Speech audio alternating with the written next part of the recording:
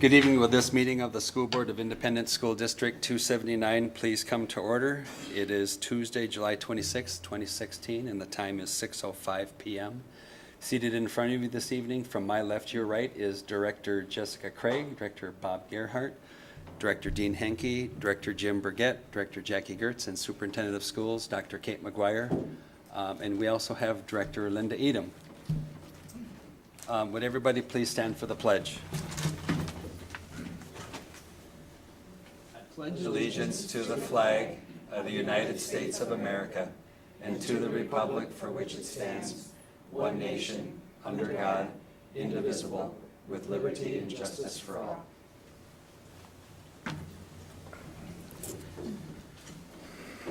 Board members, in front of you is the agenda. Are there any additions to the agenda? Hearing none, I would move to accept the agenda as printed. Do we have a second? Second. Seconded by Director Gertz. All those in favor, please say aye. Aye. Any opposed? Motion carries to accept the agenda as printed. Our next agenda item is the audience opportunity to address the school board. If anybody would like to address the school board, I don't see any. Looks like we have a lot of staff. And I have no cards, so we will move to agenda item number 5. The superintendent's report. Dr. McGuire. All right, Mr. Chair, thank you very much. I just realized, sort of looking around, that this is our first official meeting of the school year, which means we're starting a new school year. Very exciting. You can tell our staff who's here is very excited. I usually begin my report celebrating the accomplishments of our students and staff in the points of pride. But since we don't have all of our students in session, we'll pick that up again when school begins in September. I will still begin, though, with our mission, since it is the reason that we come together to do our work on behalf of children in our communities. And our mission is to inspire and prepare all students with the confidence, courage, and competence to achieve their dreams, contribute to community, and engage in a lifetime of learning. And I'd like to begin my report tonight by introducing some new leaders to our organization. And I'd like to begin with Dr. Kim Heil, who is sitting over here to my right. Dr. Heil is joining our cabinet team as a new assistant superintendent in the Division of Leadership, Teaching, and Learning. Kim has extensive experience as an elementary school principal, having served in that role in Robbinsdale area schools for 11 years prior to joining Osseo area schools last fall as the principal at Zanewood Community School. She was recognized as the 2014 Minnesota Elementary and Middle School Science and Mathematics Principal of the Year by the Minnesota Principals Association and the Science Museum of Minnesota. Together, Assistant Superintendents Dr. Heil, Mr. Aston Osseo, and Ms. Kelly Parpart will be responsible for the oversight of all schools and all district-level departments, including research, assessment and accountability, curriculum instruction and educational services, student services, and educational equity. So I'd like to welcome Kim to our district-level leadership team on our cabinet. Then I have 3 other new leaders to the organization who are going to be site leaders at our school buildings. And I'll begin by introducing Kristen Hauge. So Kristen, would you stand, please? Kristen Hauge is the new principal at the Osseo Area Learning Center. Ms. Hauge comes to us having served as the principal at ALC's in the Northeast Metro Intermediate School District 916. Before she was a principal, Kristen served as an assistant manager, teacher on special assignment, and as a science and math instructor for Intermediate 916. We are delighted to have Kristen join our ranks, and we believe she is well positioned to help our students at the ALC thrive. So welcome, Kristen. Thank you. Next, I'd like to introduce Mr. Mike Savage. Mr. Savage is our new principal at Zanewood Community School. So he's following Dr. Heil at Zanewood Community School. Mike has experience as a pre-K elementary school principal in the Shakopee School District. And prior to that, he served as an elementary school assistant principal in the Eden Prairie School District. He has 10 years of experience as a first grade classroom teacher, 2 years at Eden Prairie, and 8 years in Minneapolis. So welcome, Mike. We're delighted to have you at Zanewood. Then I'd like to introduce Ms. Courtney Gilliard. Ms. Gilliard is going to be the new assistant principal at Zanewood Elementary School. So she and Mike are going to be the admin team at Zanewood Community School. Courtney has worked for Osseo area schools since 2010. She began as an elementary school teacher at Edinbrook. As a teacher, Courtney was recognized as one of our promising practices teachers, several years in a row, I might add, because of her success in closing the achievement gap with students in her classroom. For the last 3 years, Courtney has been an equity teacher and is currently serving as the administrator of our Summer Freedom Schools program. Thank you, Courtney. Welcome. Board members, continuing the theme of leadership, which we know is essential to an effective school system, I want to mention that on November 8th, voters will elect 3 residents to serve on the 6-member school board for Osseo area schools. The filing period begins on August 2nd and goes through Tuesday, August 16th. During the filing period, district residents who are interested in running for school board can file affidavits of candidacy in the superintendent's office here at the Education Service Center during regular office hours, 8 a.m. to 4:30 p.m., Monday through Friday. On the final filing day, August 16th, the office will remain open until 5 p.m. We've posted information on the district website regarding eligibility and filing requirements. Interested residents can also call Tammy Durf at 763-391-7003 for more information. And of course, any school board member or I would be happy to talk to any interested school board candidate about the work of Osseo area schools and the work of school board members specifically. Lastly, I'd like to share information about the opening of the Hennepin County Library in Brooklyn Park. District 279 students have a fabulous new community resource available to them, the new Hennepin County Library in Brooklyn Park, which opened in June. The momentous occasion was marked by an outdoor program and ribbon cutting before hundreds of community members before they toured the new facility. The library, 10 years in the making from concept to completion, emphasizes 3 themes: STEM, world culture, and geography. Several of our District 279 STEM magnet school teachers served on an advisory group who provided ideas for the new space.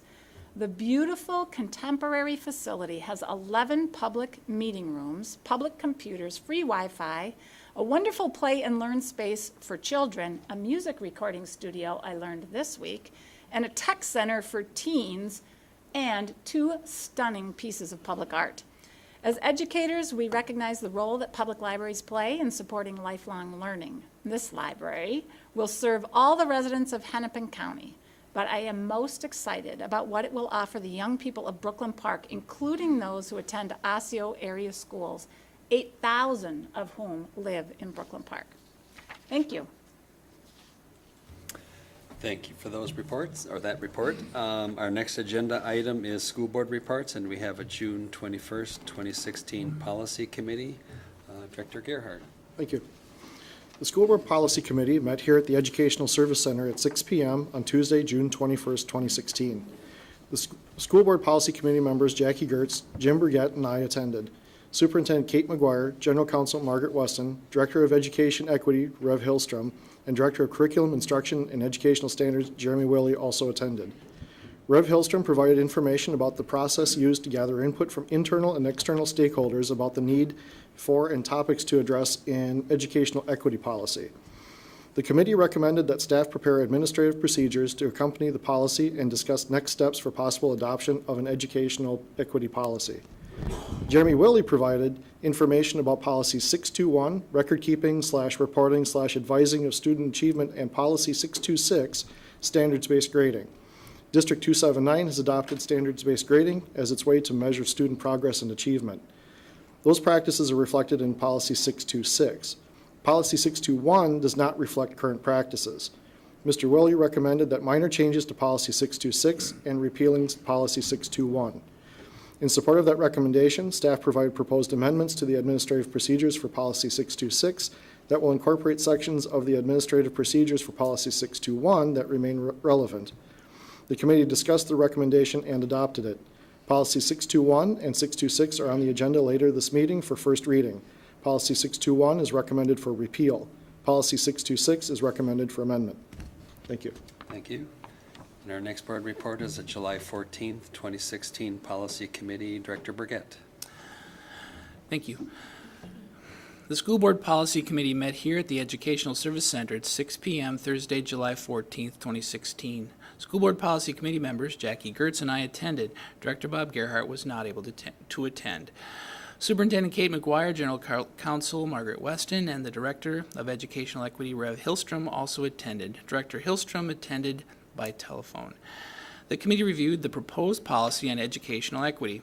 Rev. Hillstrom provided information and included the basis for contents of the proposed policy and procedure. The committee discussed language used and potential effects of the policy and procedures.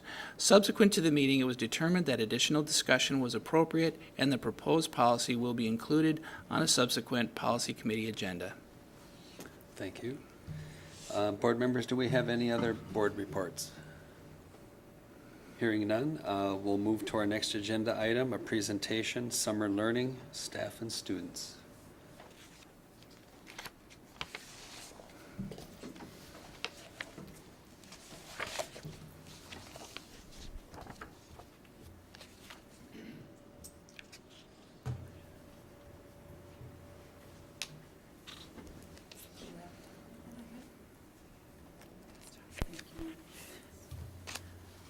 All right. Good evening, Chair Hankey, Dr. McGuire, and school board members. I'm Carrie Cabe, the Assistant Director in our Community Engagement Department, and I'm excited to be here tonight with several other colleagues to celebrate the learning that has occurred so far this summer. We continue to support multiple programs and multiple learning opportunities for students, staff, and our community throughout the summer months.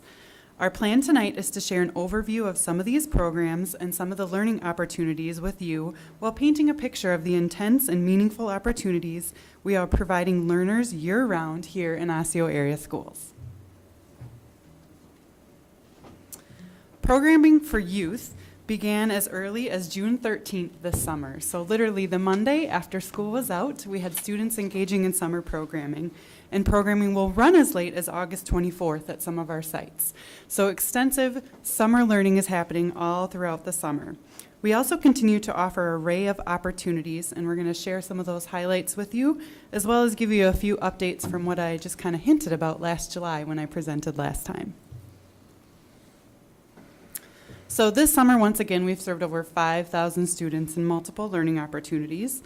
Students here in District 279, as well as their families, get multiple choices to help support their learning and also just support students socially, emotionally, physically, and academically throughout the throughout the summer months.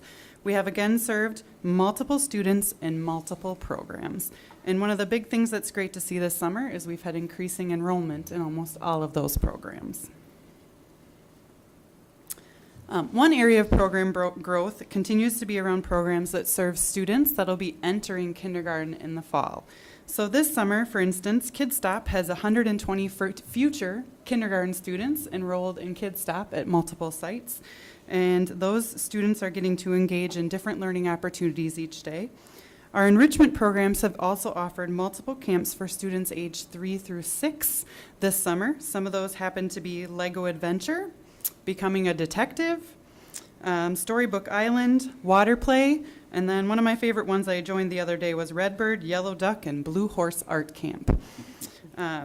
Also, for the first time this summer, our early learning family education program offered 23 students the opportunity to engage in a preschool program at Willow Lane this summer as well. So students were able to come to programming the month of July. It started July 5th and ends this Thursday, July 28th. Classes were held Tuesday, Wednesday, and Thursday, and they were really intentional in making sure students that will be entering kindergarten this fall were in that program as well. Programming runs from 9 to noon, and then it's also been coordinated with early childhood special education extended year school year programs to make sure students are getting both of those pieces if they need them during the day. Camp Rocks continues to be a strong program within our district as well. Today I got to watch about 150 kids go down a very tall water slide at Zanewood. They were trying to get me wet. The challenge was that they knew I was presenting at school board tonight. But we had 750 students this year. This summer we actually truly moved to our grade span model as well. Last summer students were able to choose if they wanted to do middle school or Camp Rocks. So our number went down, but we're actually up based on grade size, right? So more students enrolled in that program. The students there get to do the whole month of July. We have programming at 3 sites. This year we have over 100 dedicated staff that are working every day of that program, Monday through Thursday. We did throw them off a little bit the first week because of the 4th of July holiday. They had to work Tuesday through Friday, and then the last 3 weeks have been Monday through Thursday. But it's an amazing program if you ever get a chance to stop in and see it.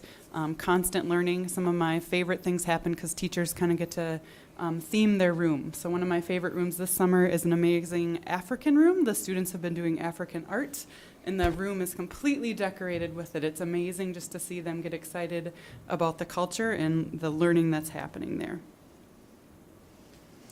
Our middle level programs continue to grow in size as well. We've had increased enrollments from previous summers. Students are active participants in leading the direction of the program. We really aim to develop some leadership skills within those middle level programs while also giving them a safe and fun place to be during the summer. This summer, for instance, we've had programs at Brooklyn Middle, Northview Middle, and Osseo Middle that are engaging for this level. Most of the funding for programs at these sites have come from our 21st Century Grant, targeted services, and parent tuition. Camp Bulldog, Summer Nights at the View, and Ozone have all seen increased enrollments, and they've really worked hard to ensure students keep learning. Today was a battle of Brooklyn Middle versus Northview Middle in blacklight dodgeball, so that was quite exciting for me to check out this afternoon in the heat as well. So it was a great opportunity for students to engage, but also still have fun during their summer months as well. Another program that's experienced quite a bit of growth since last summer. Last summer we reported that we had 65 active contracts in our middle school SPOT program. This summer that's also hosted at Osseo Middle, but this summer we have 168 active contracts. So just an amazing growth rate for that program within our system. Students keep leadership skills alive in there, developing where they go on field trips to what activities and clubs they want during the day. And it's been a great program for families to experience that. One cool thing that's happening at Osseo Middle tomorrow, is that it's been a very busy building this summer with lots of programs in it.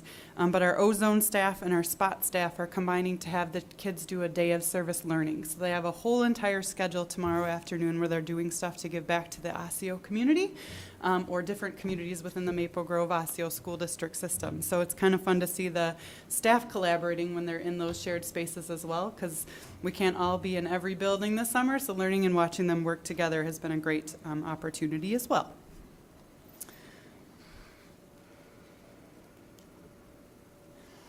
Kids Stop continues to be an amazing program here in our district as well. Students entering K through 5th grade are provided great school age care environment for them to learn. That program is open from 6:30 to 6 each day. This summer we are once again at 4 sites for that elementary age, and we've had an increase in enrollment of about 20% in that program this summer. One of the things that we did change that I think is important for our community to know is we used to require a 3, 4, or 5-day contract or a 15-day pass for you to sign up for Kids Stop during the summer. This summer we piloted what we're calling Pick Your Days. So literally we put the calendar out there for families so you could choose Tuesday one week, maybe Monday through Friday the next week. So it's really much more family friendly for our families that are using Kids Stop. Then you're also not paying if you're going on vacation, all those different kind of things. So trying to be respectful of that, as well as we all need a little time off during the summer as well. So really trying to be more responsive to families with that.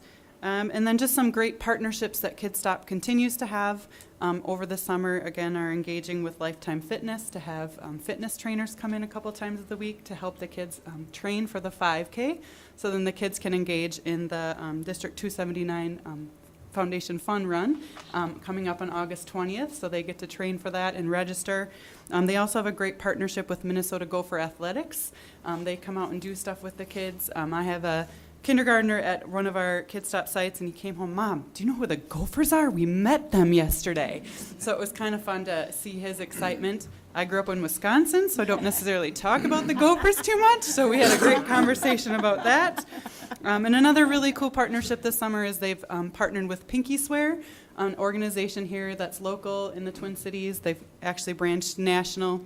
But they help kids with cancer, and they're doing different collections each week to stock a pantry at different children's hospitals and those different kind of things. So again, great community connections there as well. Another thing I wanted to highlight, we mentioned last year as well, is we're working hard to expand the use of high school youth and recent graduates as employees. So this summer, we continue to have more high school students engaging, especially at our middle level programs, to be staff and mentors, as well as working at Kid Stop. Also, the district has partnered with Brooklyn Bridge Alliance, and multiple interns were utilized this summer as well, so another employment opportunity. So it's been great to see and get the feedback of love that with the students, of them sharing their ideas. Well, this is what it was like when I was in the program too, so they've been great about sharing that information with us as well. So it's just kind of fun to share that we have more students, previous graduates and current students working within our system this summer too.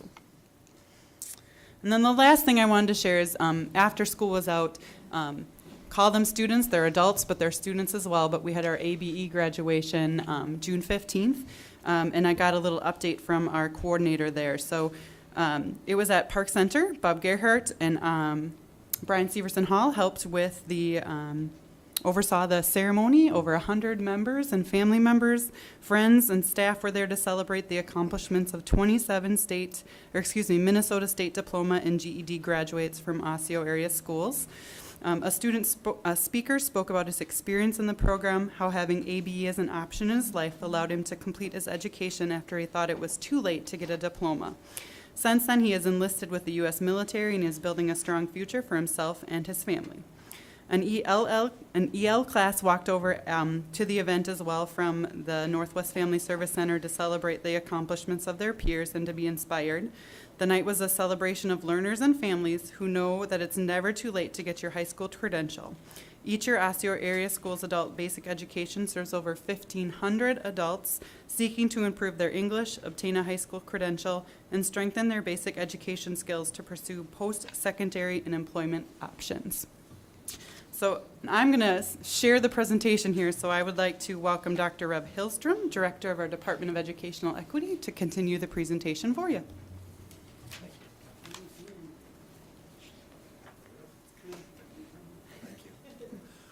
Good evening, Chair Hankey, members of the board, Superintendent McGuire. Thanks for letting me be part of your evening. I have the opportunity to celebrate some of the great work that's happening through the Department of Educational Equity, specifically for children, our Freedom Schools.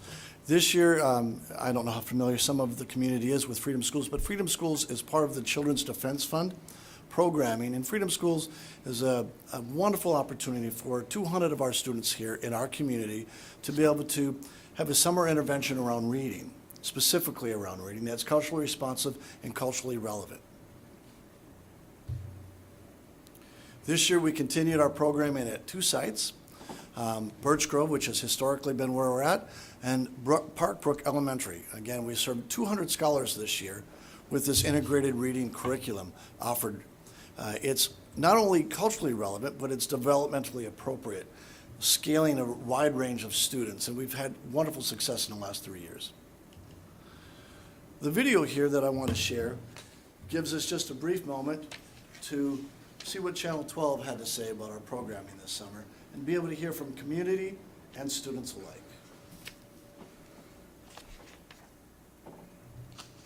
Some students in the Osseo School District are in class this summer, and that's by choice. As reporter Sonia Goen shows us, it's a multicultural program geared toward getting kids to love reading.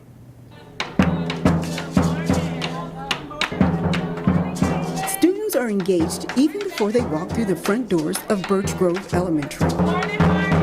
About 200 students are taking part in a 6-week multicultural curriculum called the Freedom Schools program. Each day starts out with what's known as Harambe.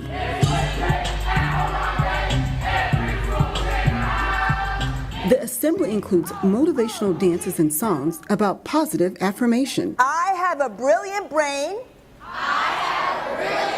And I can do anything. Dr. Yvette Jackson, CEO of the National Urban Alliance, was a special guest reader. You lose the cows and the bag of money. You and your sister can start packing your belongings. Students also read on their own. They're given books that are reflective of their culture. Students can see themselves in those books. They are heroes. They are everyday folks. Teachers say students are more likely to love literature when they can relate to the book. At this school, they make things fun to learn, so like it's not boring for the kids, so it's like really fun for you. And students say they're comprehending what they read. By reading together and taking the time to understand some things that I may have not understood by myself. This is the third year for the program. Each year, an outside agency tests students at the beginning and end of each session. Osseo officials say they are seeing huge improvements in reading. We accelerated growth in our students by over a year. So students in 6 week time gained 1 year of academic growth at the end, over 1 year. In Brooklyn Park, Sonia Goins, 12 News. The program is free and students are provided breakfast and lunch. And Osseo school officials say in the future they want to incorporate some of the Freedom School agenda into their regular school curriculum.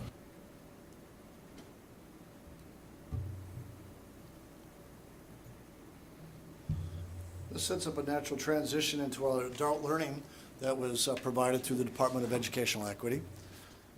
You'll hear more about that. But the one specific area that I had the opportunity and the blessing to be part of was our collaboration with operations staff around a Beyond Diversity. This collaboration took nearly a year, and it was invested people from business services, nutrition services, transportation, maintenance, custodians, a broad array of folks who have historically not participated in this type of collaboration, specifically in this kind of professional development opportunity. It did happen, and we had approximately 90 folks that participated. It was, as I mentioned, an inter-district collaboration, and one of the pieces that you see here is actually a graphic organizer or graphic representation of what it meant for nutrition services to actually be accountable in this process. This is a visual that they created over the last year as part of their journey. And I love it. They recognize the importance of the fact that they do more than lunch, that they impact student learning on every way and every level that they can imagine. This training was a unique training because it was designed to meet the unique needs of a non-licensed teaching staff. So to be able to be differentiated in a way that was relevant for this group. And the positive feedback was tremendous from this group. We had, I believe, over 20 different folks suggest that they wanted to be involved in leading the racial equity work as we continue to move forward from this department in some capacity, possibly an E-team or others. And I think this statement by our Director of Nutrition Services is relatively profound and very heart-moving to me. I've gotten to know Tom on a personal level, and when I heard him and I read this, it really made sense to me. He said, in my 26 years as a leader in the school district, I don't think I've ever attended a more meaningful or impactful meeting than this one.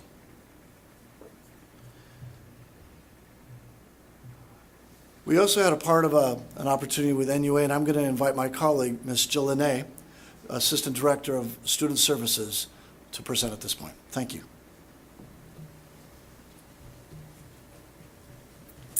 Thank you, Dr. Hillstrom. Good evening, Chair Hankey, Superintendent McGuire, and School Board. The purpose of my purpose in speaking with you this evening is to share information on the CLEAR and NUA collaboration, National Urban Alliance. I'm not speaking into this very well, am I? Sorry. But first I want to say the inception of the NUA Summer Institute began with a collaboration between Student Services, Research and Assessment, Curriculum, Instruction, Educational Standards, and the Department of Educational Equity. In preparation for the NUA Summer Institute, the partnership between the Osseo area schools and NUA was developed by establishing some parameters. The parameters were as follows. 1, NUA trainers called Mentors by NUA will be able to explicitly demonstrate where their high operational practices or strategies fit into the CLEAR model. All mentors will have read courageous conversations and will be competent in the use of the compass, the 4 agreements, and the 6 conditions. And finally, all mentors, will understand how race is lived in Osseo area schools. The next step in our preparation for the NUA Summer Institute was a 2-day retreat with NUA leaders, mentors, along with Dr. Hillstrom, myself, and staff from the Departments of Equity, Student Services, and Curriculum.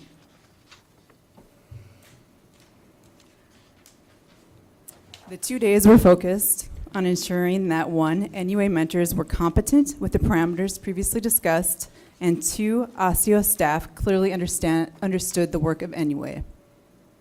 During those 2 days, each NUA mentor was paired with an Osseo staff partner. The Osseo staff partners attended the retreat with their NUA mentor partner and also attended all of the NUA Summer Institute sessions, providing 1, leadership in upholding the district mission, 2, increasing equity consciousness, and 3, providing tools for a more culturally responsive classroom. And with that, we're going to get into the actual Summer Institute, and I'd like to invite Jeremy Willey, Director of Curriculum Instruction and Educational Standards.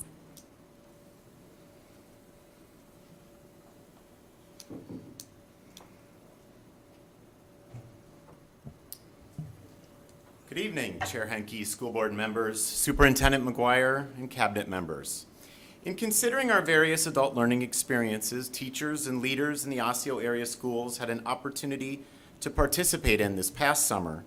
I wanted to intentionally make the connection between new learning and our upcoming priority result work for the 2016-2017 school year. The first experience that I'm excited to share more with you about this evening is our work with the National Urban Alliance.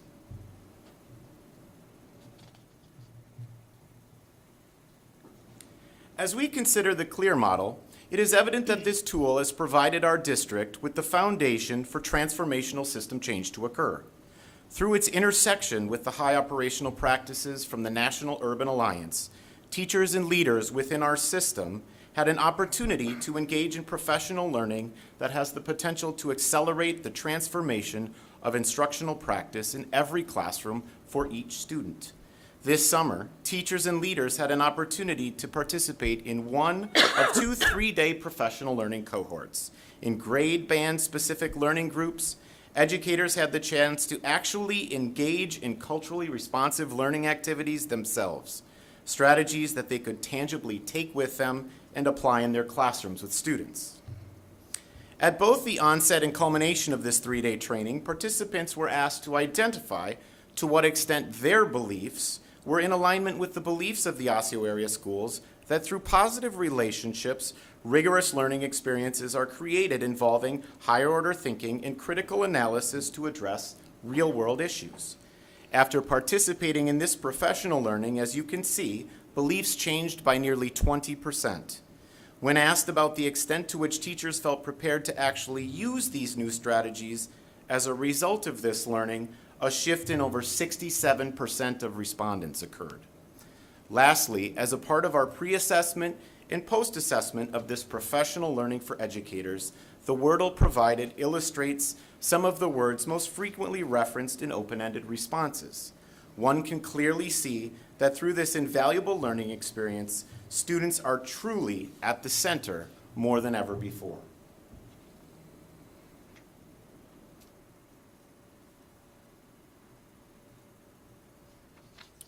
The second summer learning experience that I'm excited to share with you this evening is aligned to our priority result around digital learning, and this opportunity is called the Blended Learning Collaborative. Were you aware that on average, as of a 2011 research study by the Arnold Group, 50% of employers today require technology skills for their employees? By 2021, a time in which our graduating class of 2017 is expected to enter the workforce, presumably following attendance at a 4-year post-secondary institution, if not sooner, that number is expected to grow to 77%. When we think about digital learning for all, blended learning experiences serve not only to personalize learning and differentiate instruction, but also focus on the ways in which students can be actively engaged in learning independent of time and place. Learning is no longer restricted to the class period, school day, or year, walls of an individual classroom, the pace of an entire class of students, or a single pathway of learning for any one student to encounter. Blended learning, as defined by Catlin Tucker, refers to a spectrum of teaching modes that combine traditional face-to-face instruction with work done by students online. This text, which our Blended Learning Collaborative is utilizing in their work, focuses on a model of blended learning in which the teacher drives the integration of technology and uses it to complement existing curriculum to improve learning outcomes for students and create student-centered classrooms.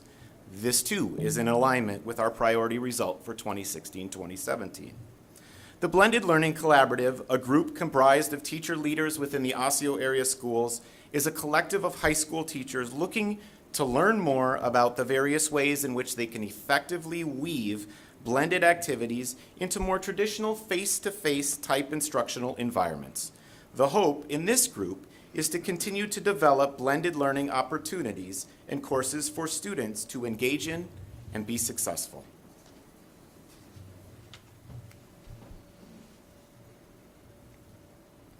Next, I'm excited to share more with you about a professional learning opportunity for teachers at the middle school level, which is closely linked to our priority result for the upcoming school year.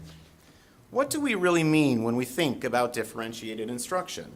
Well, essentially, there are three different things that you can influence or differentiate to more effectively meet student needs. The first is by differentiating the content.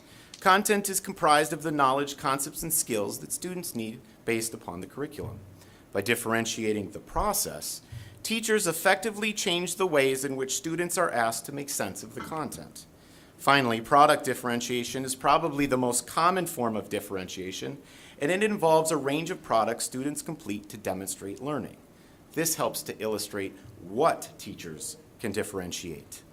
The idea of differentiating through interest is to hook a student on a particular area of study to keep their interest. Readiness is the capacity of an individual student to learn new material. This may take a student out of his or her comfort zone, but new material can be acquired in a supported environment. Each individual has a learning style that best meets their needs. The variables associated with each individual's student's learning style combine to form a learning profile. These elements of differentiated instruction explore how a student can respond in a differentiated learning environment. Throughout the course of this school year, teachers at the middle level had access to a variety of professional learning opportunities. The first involved our system staff development days, in which teachers and leaders had a chance to participate in a variety of offerings. Additionally, monthly professional development sessions occurred at all 4 middle school sites, which was developed and delivered by staff development assessment specialists. Lastly, these specialists were available at all 4 sites on a daily basis to provide individualized support and support to interdisciplinary teams. As we transition into the upcoming school year, one in which differentiated instruction is a key component of the middle school priority result, it is important that we continue to discover new ways to support educators across our system. One way that we have attempted to do this is through our summer learning experience this past June. 72 teachers of English, math, science, social studies, health, and facts at the middle school level had an opportunity to spend a day in content-specific professional development with Dr. Richard Cash, and then work with colleagues across the Osseo area schools, but within their content area, to develop new differentiated instructional activities for students. These activities are being warehoused in Schoology, our learning management system, for teachers at all 4 middle school sites to use this fall with students.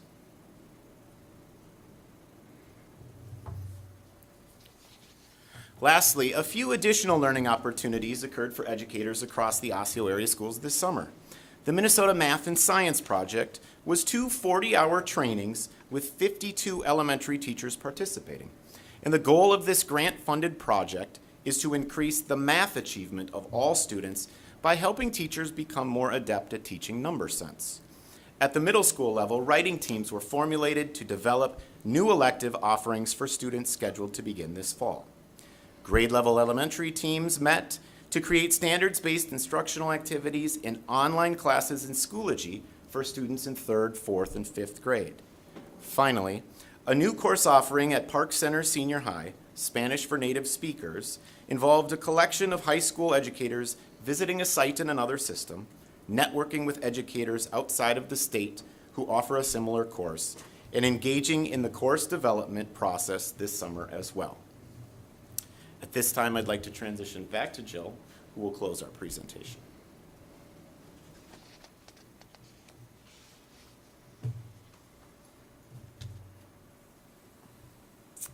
Thank you, Mr. Willie. Once again, good evening, Chair Hankey, Superintendent McGuire, and School Board. Now I'm going to be talking to you about a training that hasn't occurred yet, but begins next week. It's restorative practices. Restorative practices is tied to two of our district's priority results. One, all sites have implemented research-based positive behavior interventions, and two, a plan has been implemented to interrupt the pattern of racial disproportionality within special education. Restorative practices is a social science that studies how to build social capital and achieve social discipline through participatory learning and decision-making. The use of restorative practices in our schools helps to reduce crime, violence, and bullying, improve human behavior, strengthen civil society, provide effective leadership, restore relationships, and repair harm. Beginning next week, Student Services, in partnership with EMO, will be conducting 3- and 4-day trainings in restorative practices for licensed staff. There are 2 courses being offered. 1, creating a restorative school culture, and 2, utilizing restorative circles and conferences to respond to conflict and harm. The district is partnering with Community Mediation and Restorative Services, CMRC, and also CRC Consulting to provide these training opportunities. A total of 150 staff have registered, and all trainings are now at capacity. I believe that ends our presentation this evening, and I am wondering if there are any questions for any of the presenters. Thank you very much. Boy, it's been a busy summer. I thought my summer was kind of busy.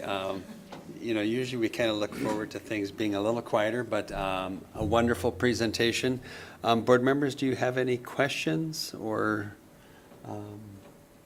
any other comments you'd like to share?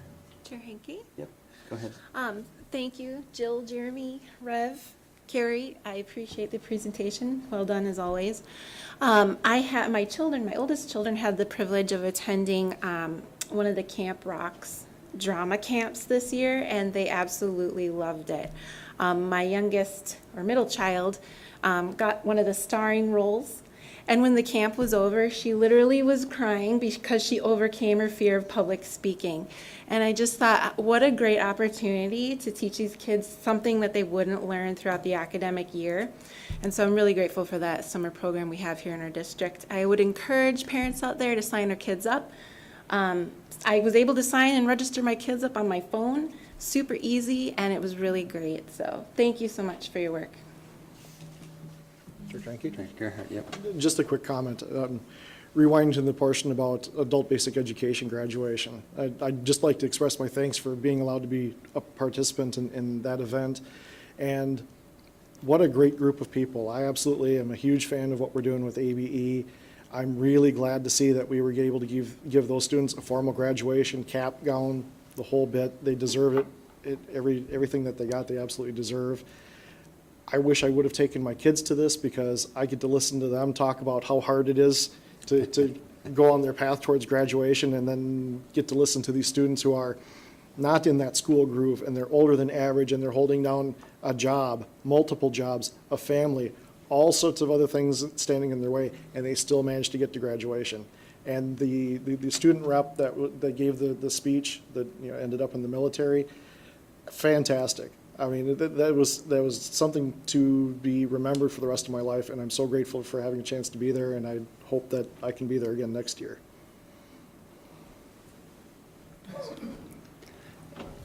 We have no others. So again, thank you very much for coming here and presenting your information. Our next agenda item is the consent agenda. Board member, are there any items that you'd like to remove for separate consideration? Chairman Henke? Director Gerhardt? I have several of them. J1, Okay. J2, K1, L2, and L5. Okay, do we have any others? Okay, man, it's been a while since I've done one of these. So we will, do we have anybody that can address item J1? It's the renewal of the membership in association of the AMSD.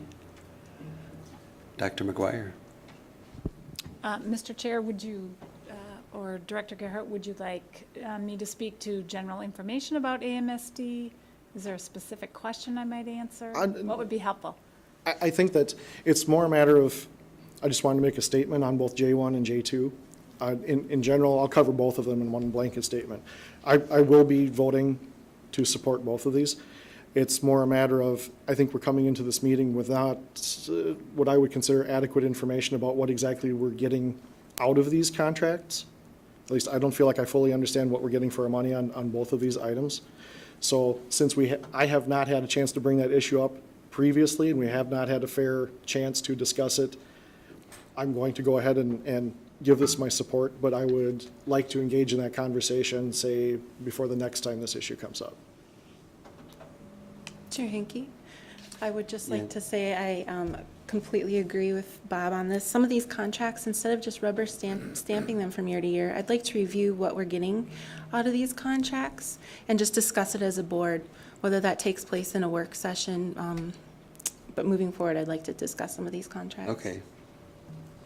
And I'm not going to speak to these in particular, but I think in the past we have reviewed them in the past.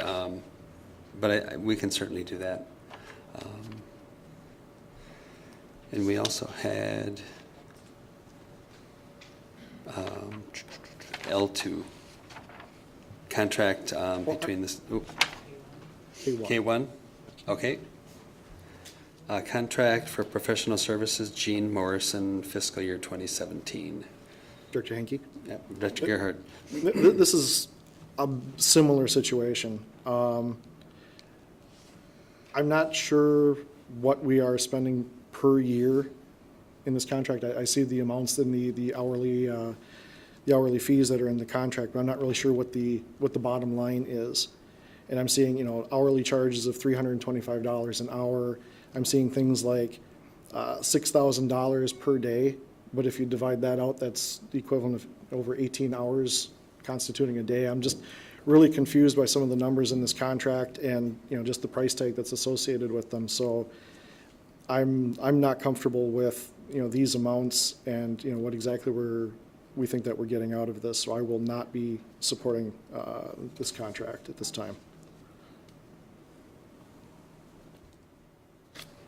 And we have L2, contract between ISD 279 Osseo Area Schools and Pacific Education Group. Chairman Henke? Director Gerhart. All right, because I have a tendency to ramble, I've actually written this down as a prepared statement. Racial equity is a sensitive topic, and we seem to be in an era of tension that has not been seen since before I was born. For these reasons, I prepared the following statement just to make sure that I state my position clearly. I 100% support our equity work, but not by using Pacific Education Group as a means to do so. About 10% of my reasoning has to do with the potential conflict of interest, whether real or merely perceived, of having a director-level district employee also being directly employed by PEG. We took great care to avoid such apparent conflicts of interest when it came to our long-term facilities maintenance work. That was the right thing to do, and we should take similar care here as well. And I don't want to take just a little bit of a side note and address Dr. Hillstrom. This is not about you individually at all. You have my 100% faith and confidence. This isn't about you. It's more a matter of the precedent may set down the road for if we were to end up in a similar situation. It's about public transparency, not about an individual thing at all. 90% of my reason is simply because it's PEG. As a direct result of my first-hand experiences with PEG, I have a strong desire to get them and their inflammatory rhetoric as far away from the staff and students of District 279 as quickly as possible. I've been very vocal about this in the past, giving PEG fair warning that my support would continue to erode if I did not see a change in their approach. The only outcome I have seen is that more distance has been placed between PEG and the members of the school board. As an organization, PEG has shown me no willingness to alter their technique of using hateful language, racism, and proven lies about the past as some bizarre cure for hateful language, racism, and proven lies. In my opinion, PEG's philosophy is trapped in the 1960s. Their perspective is just as biased and no more accurate than the perspectives they oppose, and their objective appears to have more to do with revenge than resolution. National Urban Alliance, who we saw extensive reports about earlier, is an organization with whom we engage for other aspects of our equity work. I hear nothing but good things about the work that they do, and they manage to do it without sharing or endorsing PEG's brand of negativity. I have no issues with NUA and look forward to continuing our relationship with them. In fact, our work with NUA proves to me and to the public there are indeed other sources for quality equity guidance. Therefore, we have no excuse to continue our work with PEG specifically. No matter how little we use PEG or how little we pay them, I cannot support having our taxpayers fund and implicitly endorse such an organization.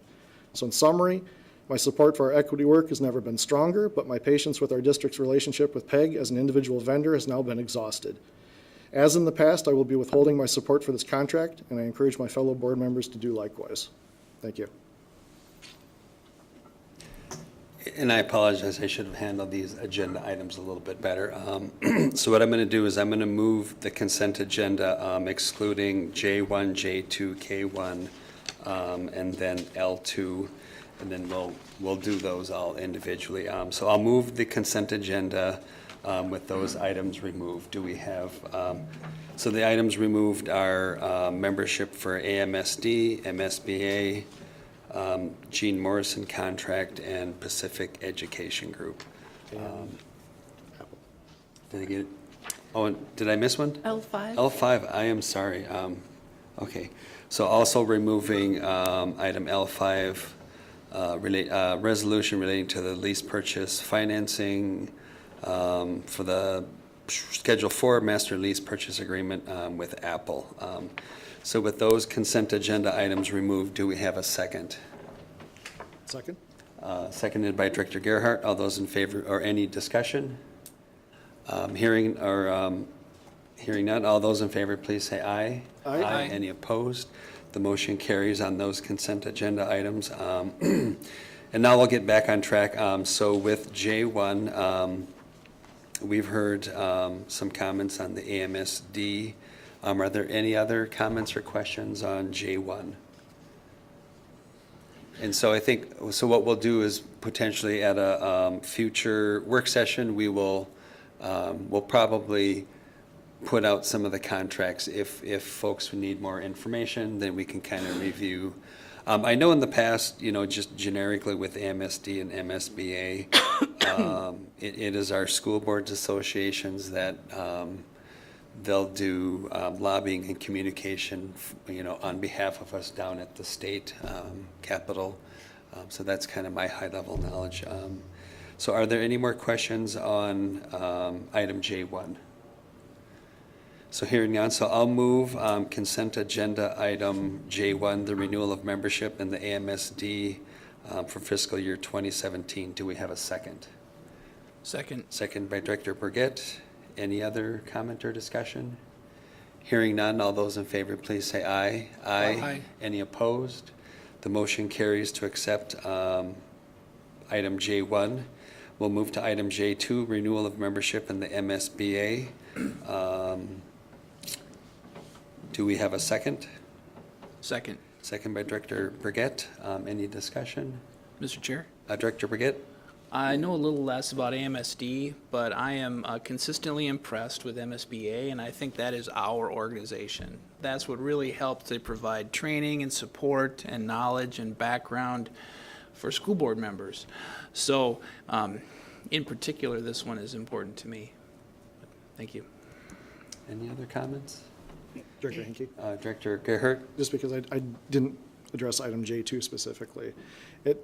Just to clarify, it's not a matter of thinking that they don't provide valuable services. To me, I just feel like going forward, I need a better understanding of the value we get for the money that we're putting into it. I understand that the services they give us are valuable.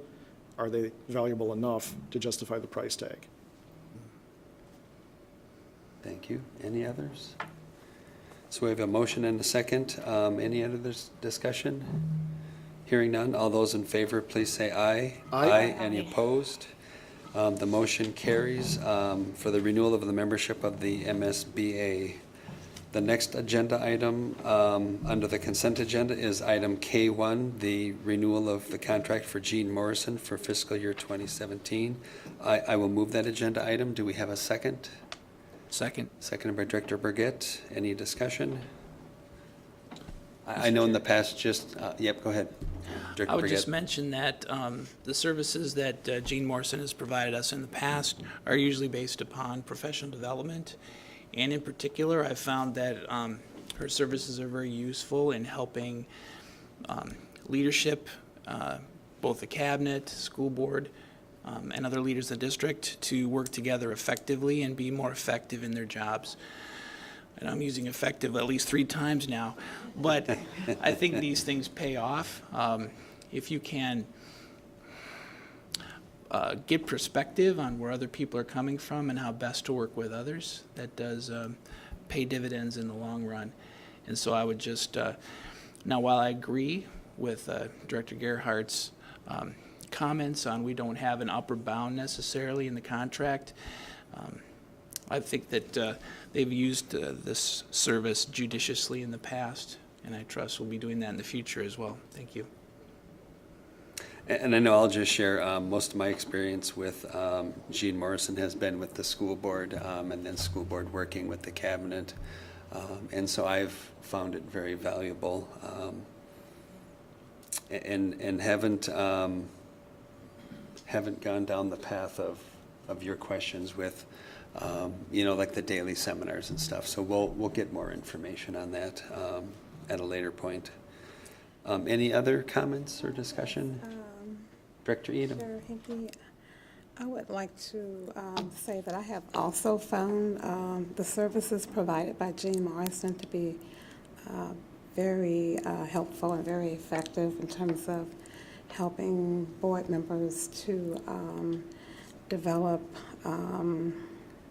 relationships and work together more effectively. I have found that very helpful. I've known Jean since my first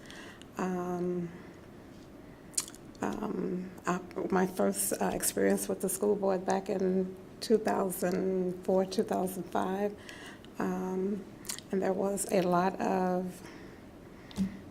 conflicts going on between board members during that time, and Jean was very effective in coming in and working with board members and getting us to, value and appreciate, where we're all coming from, so that we can move forward and not be stuck based on personalities. And so I have found her work to be very, very helpful. And she's been very supportive of the board. So I don't have a problem with her contract. Chair Henke? Okay. Director Craig. I would just like to say that it's not necessarily the services that are provided, but we need to recognize that there are other vendors available, and we are in a position to negotiate price. That's what we do as a board. We have that ability, and we can do that. So I think my opposition to this item is just based on the fact that we could potentially be looking at other vendors for the work. So that's all I have to say. Thank you. Okay. Any others? Chair Henke? Yep, Director Gertz. This item with Jean Morrison, I have felt it has been outstanding leadership training, and has been, I have really appreciated the training that we've received from her. I have experienced on the board having an effective board that can work together and make decisions and move forward. I've seen how that happens, and how you're able to work with other people in a fashion that's productive instead of everybody just being offended. I think this is invaluable. Is that the right word? This is very valuable training, I say. So I will support it because I have just seen the value in it. I appreciate it as a leader, because it helps me to be able to work with others and do it in a fashion that's respectful and productive. Thank you. Any others? So hearing none, so we have a motion and a second. All those in favor, please say aye. Aye. Any opposed? Nay. No. We have four yes and 2 no, so the motion does pass. To approve the contract for Jean Morrison for 2017. We will move to item L2. So I will move the contract between ISD 270 on Osseo Area Schools and Pacific Education Group. Do we have a second? Second. Second by Director Gertz. Now, appropriately, if I know Director Gerhardt has already read any comments. Any other comments by board members? Chair Henke? Director Gertz? I'm just, and I don't know how this kind of works, I'm just wanting to ask Bob if you have gone to the Beyond Diversity training at all? If you've gone to that training? I have not. Okay, and if you have read the book Courageous Conversations? No. Okay, thanks. Chair Hanke? Director Craig? I have attended Beyond Diversity, and I have read, not the whole book, but a good portion of the book. And again, my vote tonight against this is about vendors. There are other vendors that we can negotiate with, and so that's strictly why I will not be supporting this tonight. Thank you. Any others? Chair Hinkie? Director Edom? Yeah, I just want to say I'm a little bit, I mean, I understand what some of the concerns have been about Pacific Education Group. Most of the concerns that I have heard have been around the use of the word white privilege, which I believe people are misinterpreting what white privilege is or what Pacific Education Group is trying to present. I do think that they need to do something different in order to help people understand, you know, the use of the word white privilege and what that really means. I'm hearing the word racism, and that word gets thrown around quite a bit by all groups, but I have not seen anything racist about Pacific Education Group. I think, again, they may need to do something different in terms of trying to convey this whole notion of white privilege, but I don't think that makes them racist. I think there is just a misunderstanding and misinterpretation of what that term really means. At any rate, I will be supporting them. Thank you. Mr. Chair? Director Burgett? Just to provide some additional context associated with Director Edom's comments. In my perspective, having attended the Beyond Diversity training, whenever I hear white privilege, I substitute in my mind dominant culture. And that's, I think, really what they're speaking to. But that's my interpretation and mine alone. I will say that it has given me more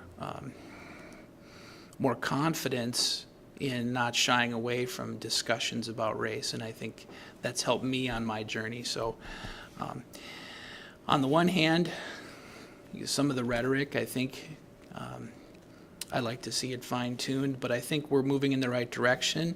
As the memo that's associated with this item mentions, that the amount of spending is declining. It's not at zero yet, but I know that we're developing that capacity in-house to do that training. So I will continue to support this. Thank you. Thank you. And I'll just share, I share, similar comments to what a lot of the other board members have expressed. And as I've had conversations with the superintendent, I've shared that I understand what the work is, may not agree with everything. I have some concerns, but yet it has opened up dialogue in our district. And as long as we continue to make, progress, and as we learn and grow in this work, and as long as some of the items don't become a distraction to the work, then I'll continue to support working with them. So it is difficult work. We're at a point in it probably has always been there, but we're at a point in our country right now where we've got a lot of issues that are, I think they've been kind of bubbling below the surface, and some have bubbled up, and they're certainly, they have bubbled to the surface most recently. So I want to continue the dialogue in our community where, we can have the conversation amongst ourselves. So I will be supporting the contract. Chair Hanke? Yep, Director Gertz. I understand the wanting to have other vendors. There's other vendors that we could be doing the same kind of work with. And this vendor was chosen a while back, and we've been working through it. And when you're choosing a vendor and walking through it, you can't just go, oh, okay, we did 1 year, it didn't work very good, we need to change.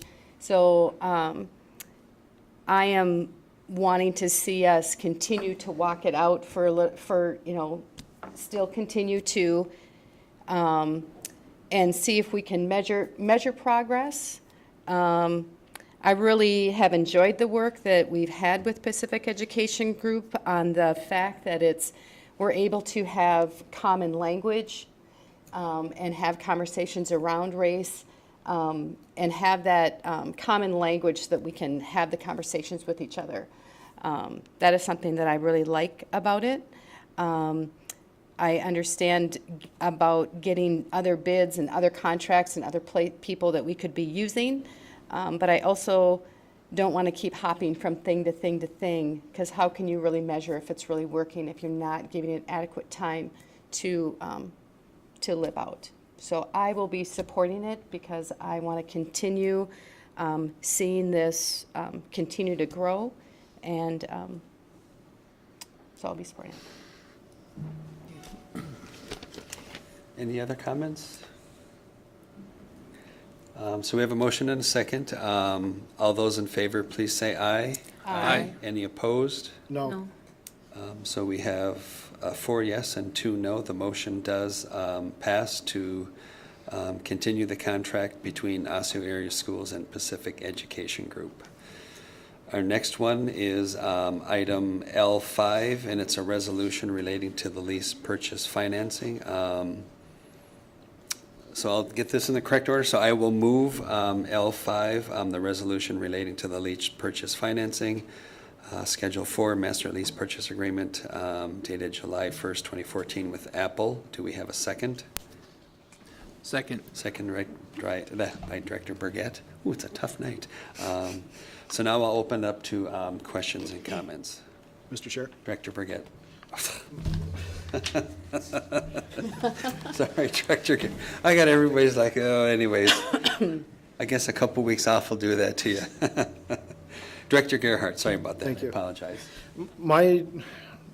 It's no secret that I've had an ongoing issue with some of the iPad things that are going on, but I think my biggest issue with this particular item is that this has not been substantively discussed as a board, at least not in my tenure being here, in the last almost 2 years. This has not been brought up to be discussed. I just question the justification for paying $400 or $500 per unit per iPad when functionally equivalent devices can be found for anywhere from $100 to $300, and devices with greater functionality can be had anywhere in the neighborhood from $200 to $300 and on up. If we were to switch over to these other alternative devices that have as good or better capabilities, we could be realizing our digital learning priority result twice as fast, or do it for half the cost, depending on how you want to look at it. So I think that by revisiting our relationship with Apple and opening up our tech initiatives to the kind of competitive bidding process that I'm looking for, that would enable us to give our taxpayers a kind of transparency and fiscal responsibility that they expect. For these reasons, I won't be supporting the resolution regarding the Apple lease agreement, and I encourage my fellow board members to do likewise. Thank you. Other questions? Mr. Chair. Director Burgett. I agree with Director Gerhardt about, from a hardware perspective, he's absolutely right. There are much better bargains to be had than by the fruit company. However, what it boils down to is software.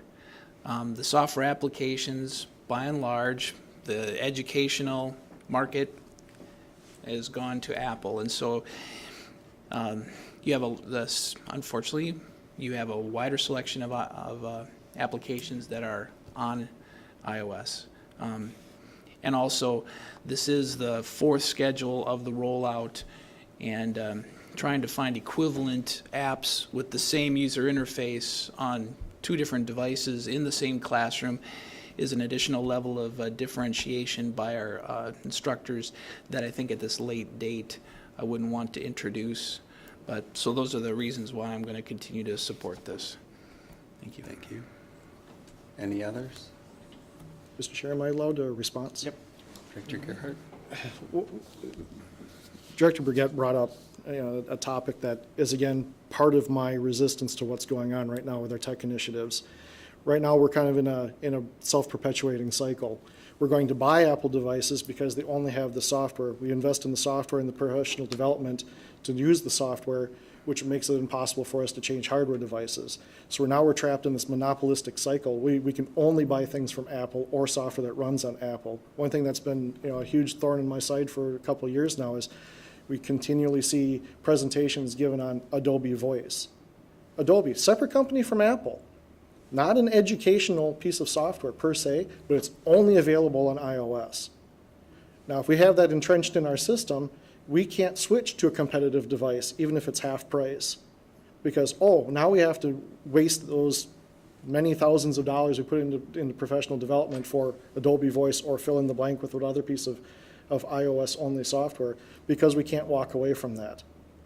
So it's a chicken, egg, chicken, constant self-perpetuating cycle, and I just really, really don't like the idea that we're dragged into this, especially when all that money gets channeled to one company. Competitive devices can be bought from multiples of other companies, other software vendors. But a lot of this is, the hardware is 100% Apple. A good chunk of the software is either Apple or Apple-only oriented applications. I just don't like the idea that we're going to be trapping our taxpayers into $1 million tab over the next 4 years and giving it basically all to one company with no hope of ever escaping from them. No one else will ever build an iPad. And that I have a major problem with. That's true. Any other questions? I'm hearing a potential topic for a work session. So hearing no other questions or comments, we have a motion and a second. All those in favor to item L5, the lease purchase financing, Schedule 4, master lease purchase agreement with Apple, please say aye. Aye. Any opposed? No. No. We have 2 noes and 4 yeses, so the motion does pass. And we are now on to our next agenda item, which is the District 279 Long-Term Facility Maintenance Plan. Patricia Magnuson, welcome.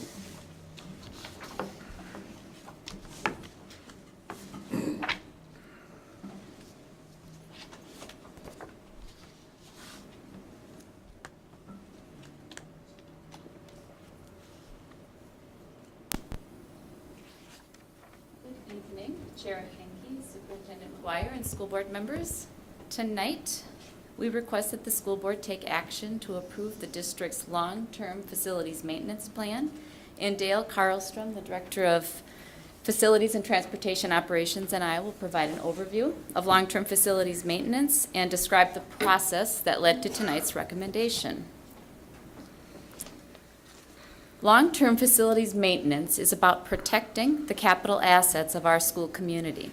This district is responsible to care for about 31 buildings covering nearly 4 million square feet. We know that a safe and healthy learning environment is a key element of effective schools. The facilities that our students and staff experience every day have an important impact on teaching and learning. When it was first established by the 2015 legislature, LTFM, Long-Term Facilities Maintenance, was designed to place health and safety revenue, alternative facilities revenue, and deferred maintenance revenue all under one umbrella.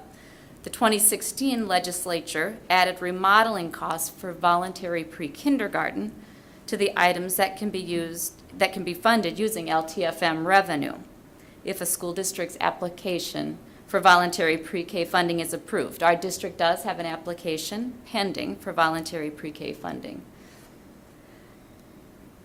Long-term facilities maintenance is one of the funding mechanisms made available to school districts. You can see in this visual on the left, long-term facilities maintenance helps us to maintain our community investment in school facilities, grounds, and infrastructure. And in cooperation with the school board over several months, we have strategically designed a long-term facilities maintenance plan that will allow the district to accelerate necessary infrastructure maintenance on items such as roofs and mechanical systems and electrical systems and plumbing, flooring, parking lots and sidewalks, and our building exteriors. LTFM is particularly critical because it's designed specifically to address deferred maintenance needs of our buildings. The other major capital funding component, which you see on the right, is operating capital, and we use that primarily to purchase new curriculum resources, equipment, musical instruments, student furniture, and technology. The three components for which LTFM is utilized by Osseo area schools are summarized in our expenditure plan, which is in your materials. And you can see first, it's health and safety. There's nothing that has changed in this component over the last several years for health and safety. It covers the cost for items like fire safety, indoor air quality, asbestos abatement, items like that, and it continues under the new plan to be reported as an independent line item. The annual cost remains at $1.145 million annually. Nothing has changed there. Second now, cost to remodel classrooms for voluntary pre-K, if all 9 of our sites for which we applied are approved, have also now been included in our plan. These costs are currently estimated at $3.553 million. And finally, that third item on our expenditure plan is deferred maintenance. And this is the major component of the plan which we have been discussing with the board for several months. We will adjust our plan after August 1st when we know whether our applications for voluntary pre-K have been approved, and as project priorities and pricing changed over time, and as we know the pricing through the bidding process. The tax impact, however, will not change. Expenditures will be adjusted to fit within the tax impact that will be approved by the school board. So the big idea around LTFM is that our school district has an important responsibility to protect the capital assets of our community. The legislature gives us a way, provides a mechanism to do that, and it's called long-term facilities maintenance. And finally, our local school boards are charged with determining the level of investment that's needed. So next I'm going to review the work that we did with our board over the last several months in that third category of deferred maintenance. As you recall, we discussed LTFM at 3 school board work sessions on January 5th, April 26th, and May 17th of this year. At the January 5th work session, board members reviewed an initial deferred maintenance finding with a total of $236 million. The board directed staff to complete a detailed prioritization of each building's deferred maintenance needs and then to come back with a project and funding plan. So on April 26th, at that work session, staff presented a reduced 10-year plan of $231.6 million that aggressively addresses identified deferred maintenance needs in a manner that considers the short construction season, the available construction season in these school buildings, and our own internal staff capacity to oversee and manage projects. The recommendations financing plan relies primarily on local property taxes via a bond issue. And for a typical home in the district, valued at $250,000, that tax impact is estimated to be $39 per year or $3.25 a month. At the April work session, we were asked by the board to bring back further information. So on May 17th, staff members, along with experts from Ehlers & Associates, our financial advisor, and ICS Consulting, who are our project plan advisors, provided some further information. We discussed how the LTFM project plan will allow the district to again accelerate necessary infrastructure maintenance, and we foreshadowed that after this 10-year plan is complete, the district will continue to invest approximately $20 million a year in deferred maintenance to provide reasonable protection of capital assets and to maintain a safe and healthy learning environment.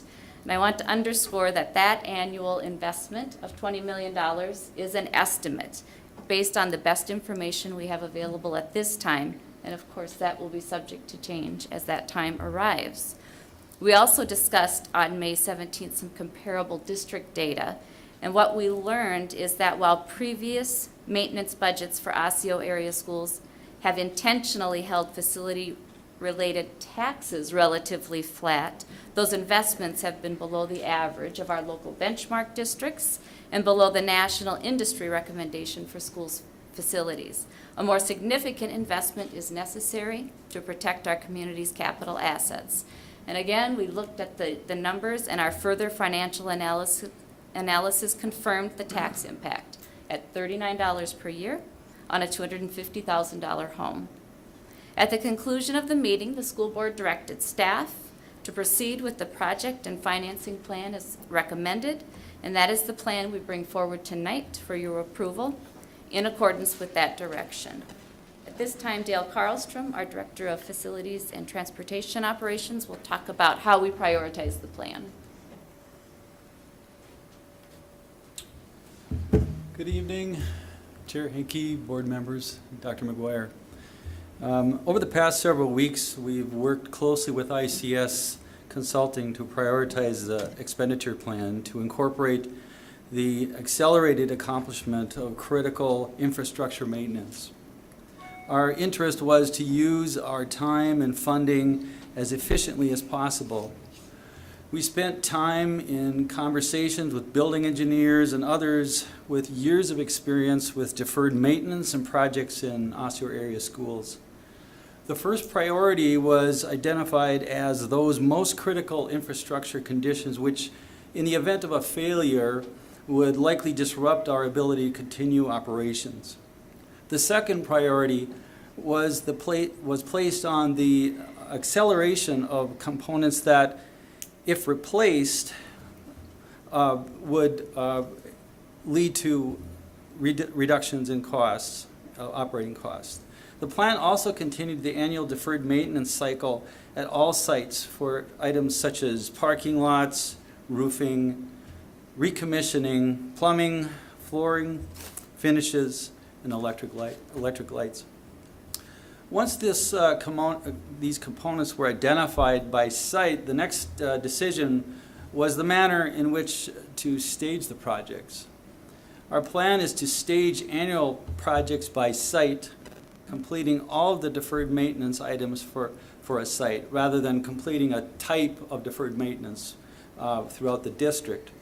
This strategy has two strategic impacts. First, it allows us to keep more sites open and available for summer programming, and secondly, it reduces the redundancy of project costs.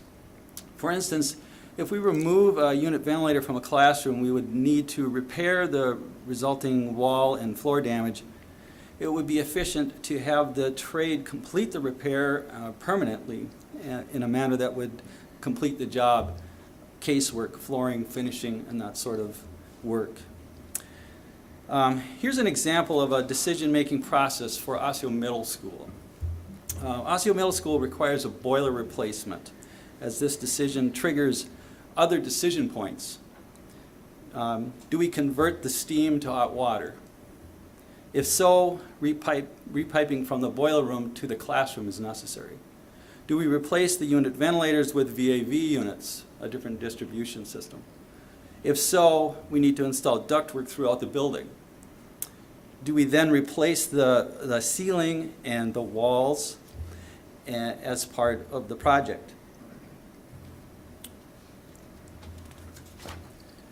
The boiler room also has leaks, so we're putting new equipment in a boiler room that potentially has water leaking. So we wouldn't put new equipment in a situation like that. So we have to go to the perimeter of the building and waterproof the foundation and the walls of the boiler room.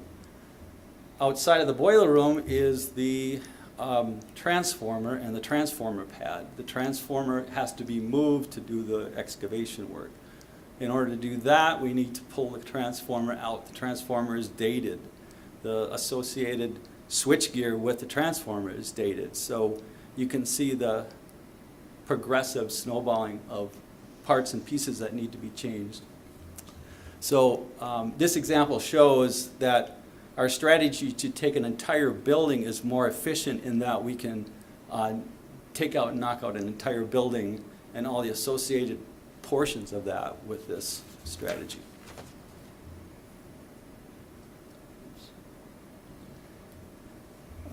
This document outlines the details for the first 2 years of the 10-year plan, project plan. For our analysis, we grouped the projects into 2 categories. Accelerated infrastructure maintenance, those sites that have critical infrastructure needs that will receive a complete site overhaul that I referred to, and ongoing deferred maintenance projects, which will continue to be our regular maintenance cycle as we've done in the past.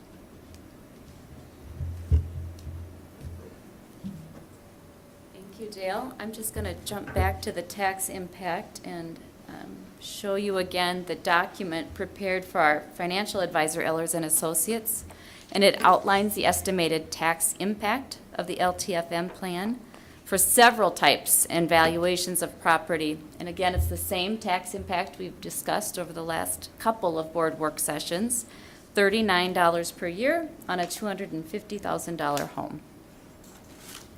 So our next steps. Tonight, after we have school board approval of our LTFM plan, we will send these items listed to the Department of Education for approval by the commissioner. Then there's several other actions that take place. Once we receive in August our notification about voluntary pre-K, staff will adjust the LTFM project plan accordingly. And then in September, the school board will approve the preliminary tax levy for taxes payable in 2017. The debt service on these potential bonds that will be sold this year will be included in that preliminary levy. And then also in September, the school board will approve a resolution of intent to sell bonds in accordance with this funding plan. So then we will time as appropriate later in the year. We'll be monitoring the market for favorable interest rate conditions, and for the bond sale, we'll be looking for good timing. That's why that September approval is very important.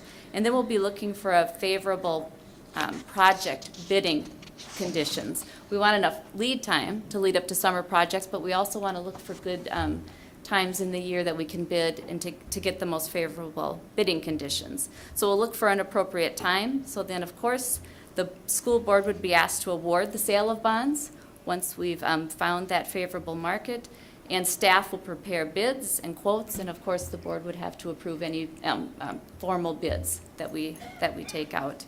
And then we'll continue to adjust the 10-year plan along the way as we know more about actual costs and as priorities may change as a result.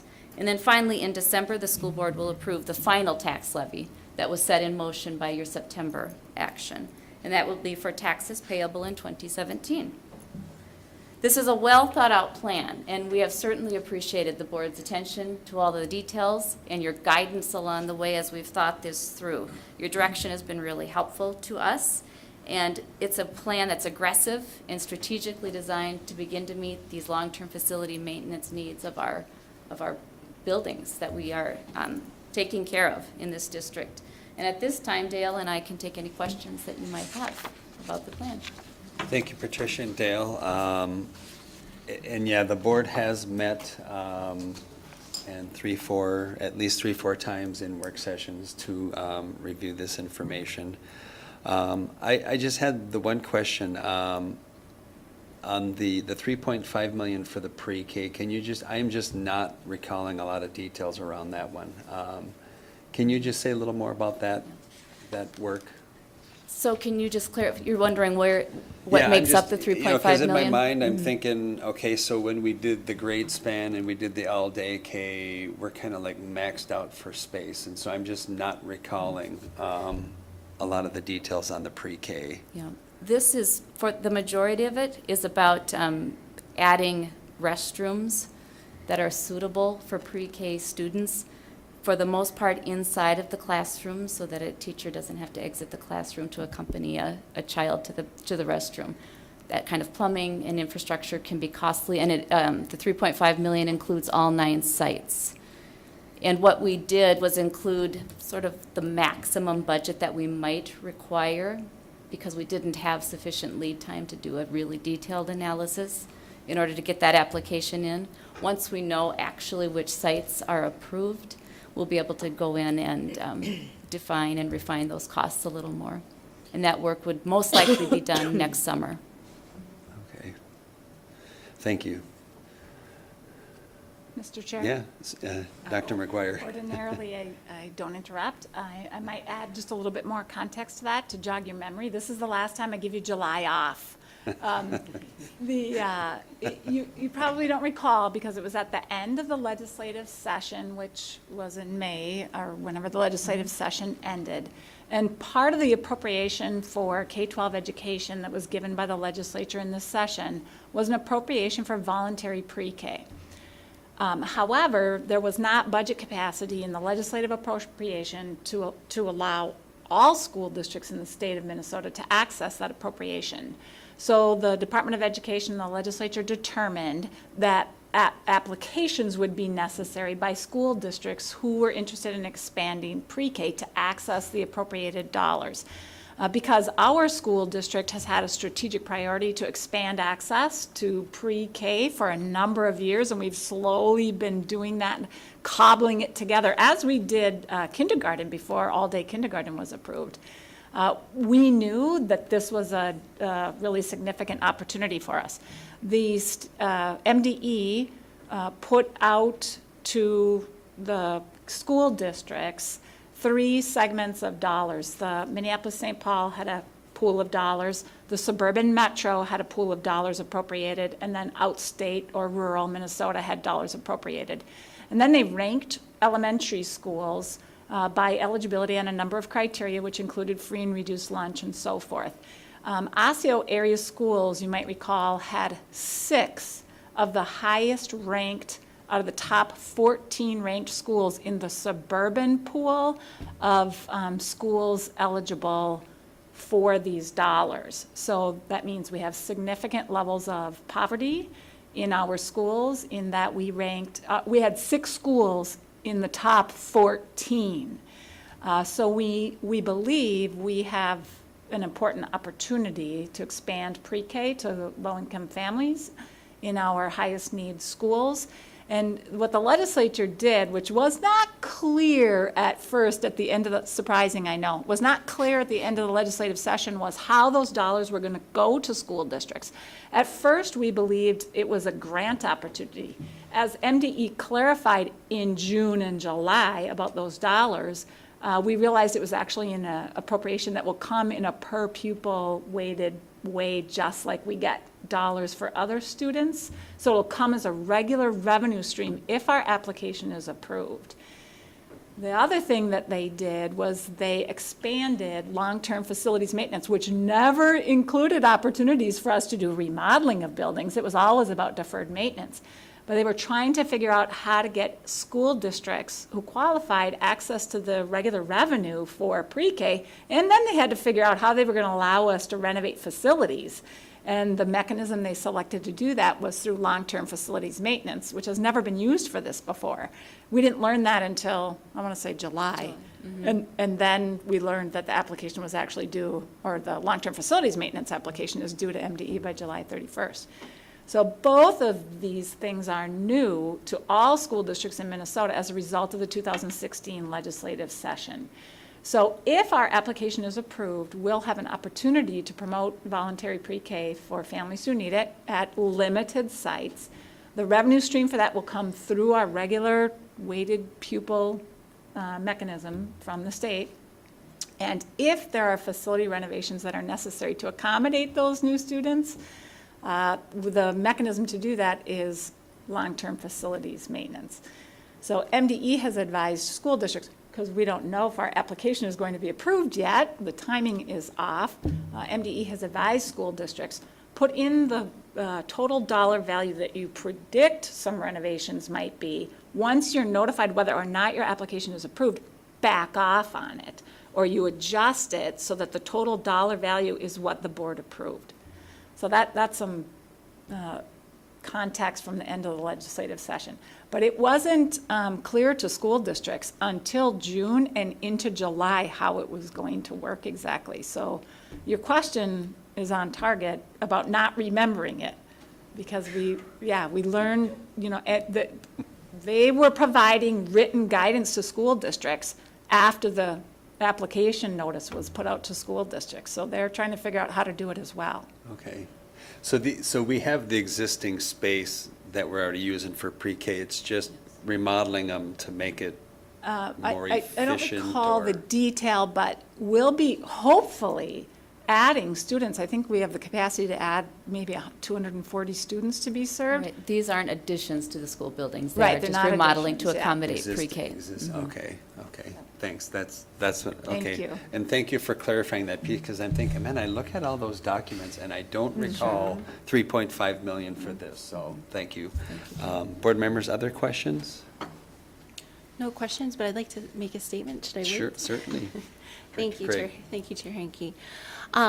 Throughout the work sessions, I was not necessarily on board with this plan, and at the last work session, I voted against this plan. I feel it's a very aggressive plan. We're nearly tripling our costs, and the $39 tax impact that we're passing off on to taxpayers is just for LTFM. There's going to be other things coming down the pike that we ask for more revenue for. So $39 isn't an overall tax impact for the rest of the year. The school board determines the level of investment, and again, I just feel like this is a very aggressive plan, and so I won't be supporting it just based on that. So. Mr. Chair? Director Gerhard. Just a comment about this.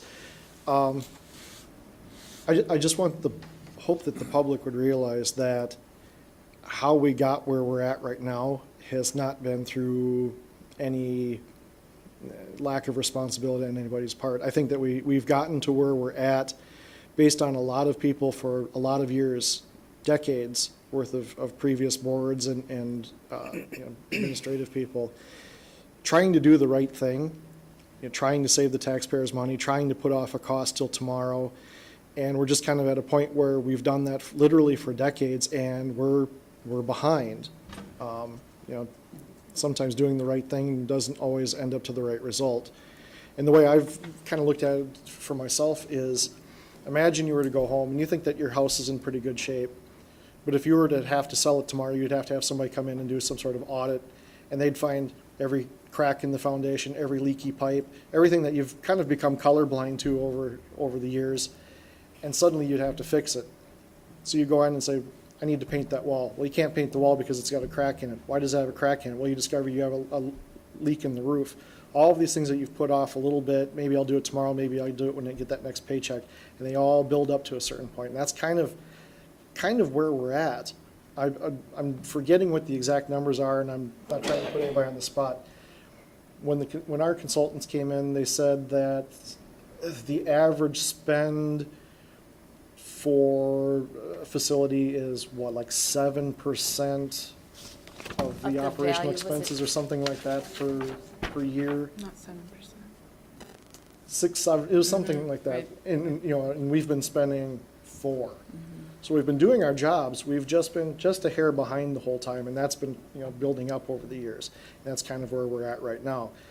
If we were to continue on this path of saying we're not going to jump into this and address the whole issue right now, we're basically telling ourselves to go back into the same kind of somewhat mistaken but well-intentioned process of doing just enough to get by, but not quite enough to catch up or get ahead of the situation. So I'm just hoping that people really appreciate where we're at. This is going to be a long-term process. It's been an even longer time getting here. People look at Maple Grove High as being a relatively new building. That's 20 years old. What's the average lifespan of a roof or switchgear or things like that? So I get where we're at, and I'm just hoping that people really appreciate the gravity of what we're looking at right here, and this isn't being addressed lightly. So that's my long-winded rambling statement on that. Thank you. Yeah, I would just echo some of those same comments and even Director Craig's. You know, when I first saw it, I was just like, wow. I was kind of taken aback because it was not necessarily the size of the number, but the amount of the spend in some years was 2 to 3 times what we had been spending. And come to find that, we were being extremely conservative in our repairs because we set, a certain budget, and we were working on items that fell within that budget.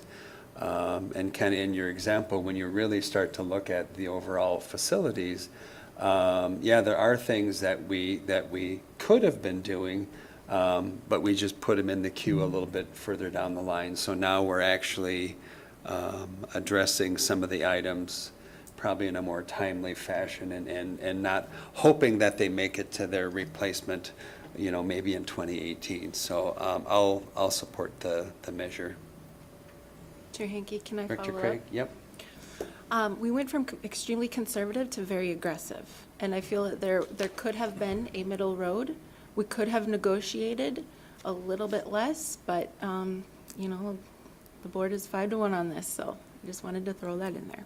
Well, we haven't voted yet, but. Well, sorry, I apologize. And I know, like Dale had said, for me personally, I sometimes tend to be that person where I'm gonna paint the wall and maybe not quite necessarily address the other piece. But as Dale said, if you're going to go in and do a certain thing, even for me, you then do realize that, well, if I do this, then while I'm in there, I should really fix this piece. And so I appreciate him adding some of the extra details because that was helpful for me knowing the things are kind of more interrelated than maybe I thought they had been. Mr. Chair. Director Burgett? First of all, I absolutely agree with Director Gerhard, what he said earlier about this long-term facilities maintenance costs. And just, I did find my little comparison sheet here that was in one of the work sessions. By the way, if the public is interested in listening to them, it's riveting. January 5th, April 26th, and May 17th are the 3 work sessions. And the one I'm particularly referring to here is the comparative data on facilities maintenance costs from some neighboring school districts. So just as a comparison, this is the estimated average cost per square foot every year. Osseo area schools has been paying about $2.01 per square foot, whereas Anoka is pretty similar. That's $2.01, which is kind of amazing. But Bloomington is at $6.59. Robbinsdale's at over $7. Rochester's over $5. Wazetta is over $7.75 per square foot. So we have been underspending for many years. We've been spending approximately, with broad brush, about $10 million a year. And what we found out with this analysis with our consulting is we should have been spending $20 million a year, roughly. So you have to catch up. You can't just all of a sudden, now we're going to spend $20 million and hope that you're going to catch up to where you should have been all along. No, you have to accelerate. You have to spend more than the $20 million a year initially to catch up. So it is our responsibility to manage and take care of the public's assets, and we have here over $800 million worth of assets, and unfortunately it's going to cost money to take care of them, and it's our responsibility to do so. So I plan to support this. Thank you for all the detailed work and analysis that people can review from those 3 work sessions. And the numbers are good numbers. From a numbers person. Any other questions, comments? Sure. Director Gerhard, yep. Just one thing. I mean, you brought up a good point too. The numbers. I think it may be important to reiterate how we arrived at those numbers by utilizing an outside consulting firm who has no vested interest in whatever the outcome of the decision was. They are not going to be engaged in the actual decision-making process. So if they said you're fine at 0, you're fine at 100 million. They weren't getting, anything directly out of that decision. I think it's important to, how we arrived at those numbers also, just to get that out there. I don't know if you have anything to add on that front, or? No, that's why we brought them in, to change the model of how we review this and with the expertise they brought to the table. Any others? We have no other questions. So Patricia and Dale, thank you very much. And with that, I will move the approval of the District 279 Long-Term Facility Maintenance Plan. Is there a second? Second. Seconded by Director Gertz. Any discussion? Hearing none, all those in favor, please say aye. Aye. Any opposed? No. The motion carries on a 5-1 vote. Our next agenda item is the agreement on the terms and conditions of employment between Independent School District 279 School Board and school executives, July 1st, 2015 through June 30th, 2017. Judy McDonald. Good evening, Chair Henke, school board members, and Superintendent McGuire. And Chair Henke, if it's okay with you, I'd like to provide a high-level overview of the contracts, and then the board can take action on each. Okay, so we'll do all four, and then if there's any questions on the specific ones, we'll do them Yes. after each one or at the end? Yes. During the vote, during the discussion? Yeah, well, so if you go through all four of them, and then I'll go through each one individually, and then if we have questions, we'll field them then. Okay. Thanks.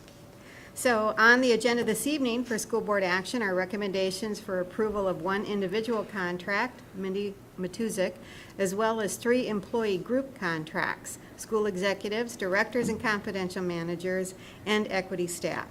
School board members have had the opportunity to review the proposed changes to the provisions contained in the contracts, to ask questions, dialogue about the new provisions, and to consider financial implications. The final step now is for school board members to give consideration for formal approval. The contracts you will be considering this evening include approximately 21 employees who serve in administrative positions in the district and 23 employees serving in support positions both at the district and building levels. These employees are responsible for providing support to our buildings, setting vision, providing leadership, and promoting continuous improvement through the lens of our mission and alignment of our work with our strategic plan. The new agreement contains some language changes that reflect current district practices, as well as additional language that serves to continue to align group insurance benefits with other employee groups. In addition, unlimited sick leave benefits during long-term disability has been stricken from the administrative contracts. The new provisions fall within the financial parameters set by the board, and it's the superintendent's recommendation that you approve the employee contracts presented to you tonight. Thank you. So with that, the first one is agenda item 9B. I'll move the agreement on the terms and conditions of employment between ISD 279 School Board and school execs. Do we have a second? Second. Seconded by Director Gertz. Any comments or questions? Hearing none, all those in favor, please say aye. Aye. Any opposed? The motion carries on that contract. The next one is I will move the agreement on the terms and conditions of employment between ISD 279 School Board and directors and confidential managers, July 1, 2015 to June 30 of 2017. Do we have a second? Second. Seconded by Director Gertz. Any comments or questions? Hearing none, all those in favor, please say aye. Aye. Any opposed? The motion carries on that contract. The next one is item 9D. I'll move the agreement on the terms and condition of employment between ISD 279 School Board and the equity staff. That contract is from July 1 of 2016 to June 30 of 2018. Do we have a second? Second. Second by Director Gertz. Any comments or questions? Hearing none, all those in favor, please say aye. Aye. Any opposed? The motion carries on that item. The next one is item 9E. I will move the contract of the individual employment between ISD 279 School Board and Minnie Manikiewicz, Communications Specialist, dated July 1st of 2016 through June 30th of 2017. Do we have a second? Second. Seconded by Director Gertz. Any comments or questions? Hearing I'd like to none, all those in, correct- Correct the director, and her name is Mindy Matuzik. Matuzik. Yes. Thank you very Yes, much. Yes. I should have put a little phonetic spelling markings above that, but, so we have a motion and a second. Any questions, comments? Hearing none, all those in favor, please say aye. Aye. Any opposed? The motion carries on that contract. Our next agenda item is gifts to the district. I'll move to graciously accept gifts to the district totaling $107,000, $107,074.10. Do we have a second? Second. Seconded by Director Gertz. Any comments, questions? Hearing none, all those in favor, please say aye. Aye. Any opposed? Motion carries to accept gifts to the district. Our next agenda item is 10A, and we have first reading of policies. We have the repeal of Policy 621 and the revised Policy 626. Margaret Weston. Thank you, Chair Henke, board members, Superintendent McGuire. As you heard earlier this evening, the Policy Committee met on June 21st and reviewed recommendations for 2 policies relating to student grading and reporting. The Policy Committee has recommendations for those policies this evening. Policy 621, record-keeping, advising, reporting of student achievement, is a one-sentence policy last amended in the year 2000. The Policy Committee recommendation for this policy is that it be repealed because Policy 626 addresses the subject matter of the policy more specifically. Policy 626, grading and reporting of student achievement, is the policy that reflects our current practice of standards-based grading and reporting. This was enacted in 2012. The recommendation is for minor language changes to the policy, including a reference to site leaders instead of principals, and to include those educational programs led by leaders who are not principals, and also to change language that includes the requirement to report student progress as well as student achievement. In addition, relevant sections of the procedures from Policy 621 have been incorporated into the administrative procedures for Policy 626. First reading begins a 4-week period for reaction to the proposed policy changes. After the 4-week period, the school board may adopt a policy after second reading. The proposed policies are available on the school district website with the agenda for this evening's meeting, and comments may be directed to the school board or to me. Thank you, Margaret. And our next agenda item is announcements. Director Burkett. Caught me off guard here. Here we go. A special meeting of the school board will be held on Tuesday, July 26th at 7 p.m. in room N10 at the ESC. This meeting will be closed pursuant to Minnesota Statute Section 13D.05, Subdivision 3, Part C, to develop or consider offers or counteroffers for the purchase or sale of real or personal property. A negotiation strategies meetings will be held on Tuesday, July 26th at 7:30 p.m. Actually, both of those 2 meetings are just following this one. In room N10 at the ESC, this meeting will be closed to the public, and a regular school board meeting will be held Tuesday, August 16th at 6 p.m. in the boardroom at the ESC. This meeting will be open to the public. Thank you. And our next agenda item is adjournment. Do we have a motion? So moved. And a second? Second. We have a motion and a second. All those in favor, please say aye. Aye. Motion carries. We are adjourned at 7:57 p.m. Thank you, everybody.